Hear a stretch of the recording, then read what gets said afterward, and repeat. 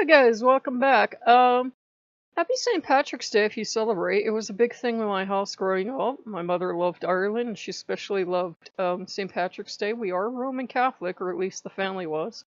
The black sheep of the family. So, happy St. Patrick's Day, or whatever you celebrate as an equivalent. I'm not into the whole sackcloth and ashes pagan thing on this day, but that's just me.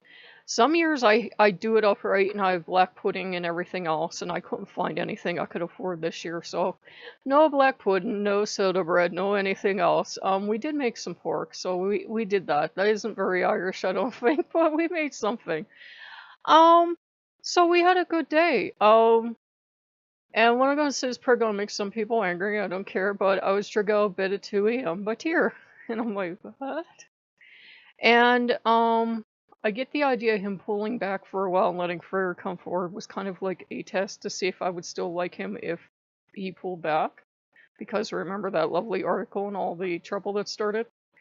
And I said to Odin, because Odin's like, why are you still, praying to him and remembering him if you feel he's now here or maybe never was here? And I said, because he's a god and he deserves love too. And so he gets me out of bed at 2 a.m. and he wants a temple. I'm like, Tyr, we don't have any temple room left. And Bastet's like, it's okay. I keep trying to give you the temple. So we took Bastet's temple. Don't worry, we saved everything. Everything's saved. So if Tyr changes his mind, her temple can go back up in a half-hour max. We kept everything, like the waterfall and the hot tub and everything, and we just changed out the animal. So gone are all the kitties, and in came all the wolves. And we changed like the structure in that, so it looks more like a cabin in the forest than a temple by the seashore. So we got that done. And I learned a very useful lesson with Tyr. He might be loving and kind and gentle with me and have a very wolfish energy to him. But do not give him something and then take it back. That did not go over well because, that article's always going to bug me until the end of time about, oh, Tyr couldn't possibly want an altar. He's not supposed to want worship, right?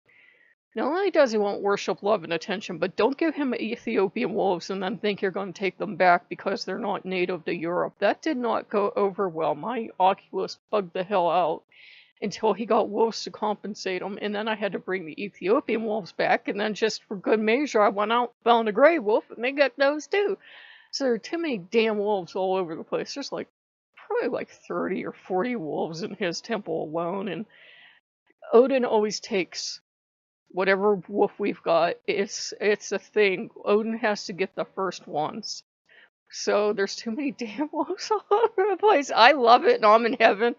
But it looks like some kind of primeval thing where there's just all these wolves all over the temples. Freyr has a little less wolves, but definitely looks like he has a small pack. And Loki has his share of the wolves too. And it's like, you're all really into wolves. And they're like, yeah. What started the Ethiopian wolf thing is we found a thing on Ethiopian wolves because we're trying to cram the hell out of our 1 week Amazon Prime membership. And you follow the adventures of this single female. And they don't tell you much about her, but she's lost her pack. And you're cheering for her all this way. And then at the end of the film, she dies from distemper. It's like, damn it! Because the humans are coming up to even the highest parts of the mountains to farm. And the dogs will come, and the poor wolves end up getting distemper. And it was horrible. You got to watch her die, and then you got to see her corpse, which was absolutely lovely, because it had probably been there about a month. And so that's why we were all crying like babies, and they got Ethiopian wolves. And, they got some more wolves, and they like the little teeny tiny size, and they like the medium size, and like the big size, so they got like tons of wolves all over the place. Tyr's actually been very gentle, and he's been very worried about me because he knows, if you were raised Roman Catholic, every so often that trauma's gonna come up, and he's the one that's there, and he's very nurturing. Not that Loki's not nurturing, but Tyr's very nurturing, and he's very much about getting you healed. There's a huge amount of veterans groups that pay homage to Tyr, and they're not run by heathens either. They're run by, just regular people that they see him as the patron of wounded veterans, and he's a lot about healing. And there are people that work with Odin with healing and Loki with healing, and you can work with Tyr with healing as well. Just for the love of the gods, don't take a wolf back from him after you've given it to him. That did not go over well. As soon as he got his wolf back, he was perfectly calm and content, but I wasn't taking his wolf back. And Fenrir is very happy because now all the 4 temples have wolves all over the place. And it's to the point where it's ridiculous, but they're happy, so I'm glad.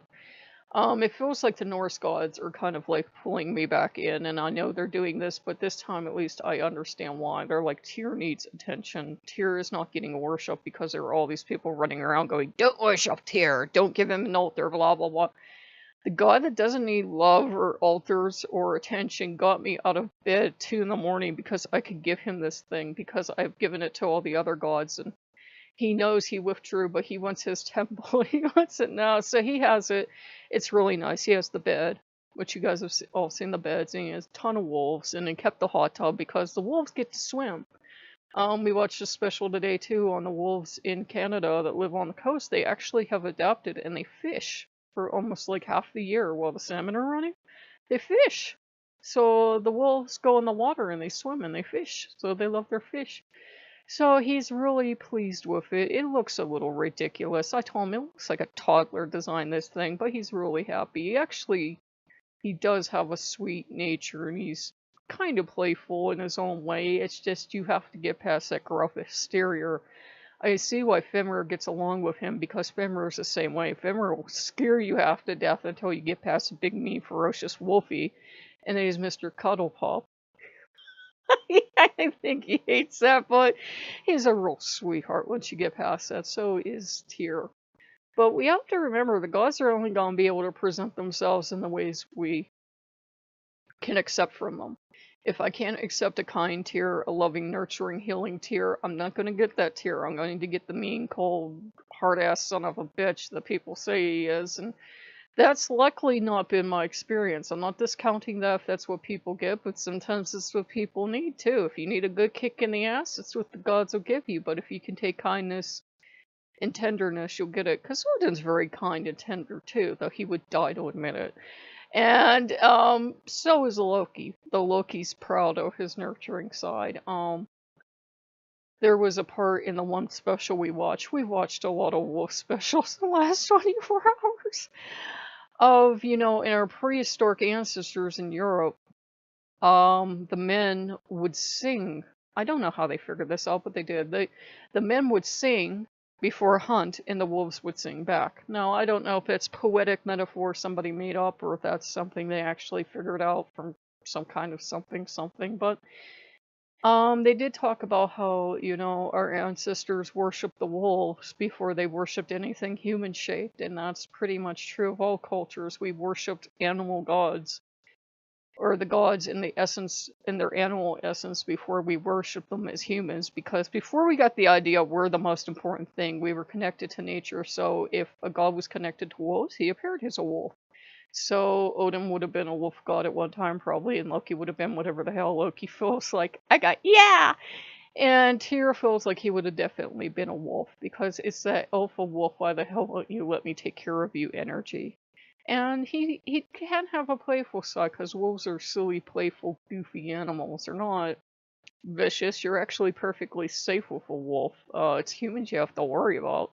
So if you guys like what you see, like, comment, and subscribe. They're really happy with their temples, and now that I'm used to doing the work and I can do it really fast, I think they feel free to go, you know what, I don't want my temple anymore, do something else with it. And that's fine. If they just want it for 4 hours, I don't care. So, if you guys like what you see, I think I said they're ready, like, comment, subscribe, and I'll see you later. Bye-bye.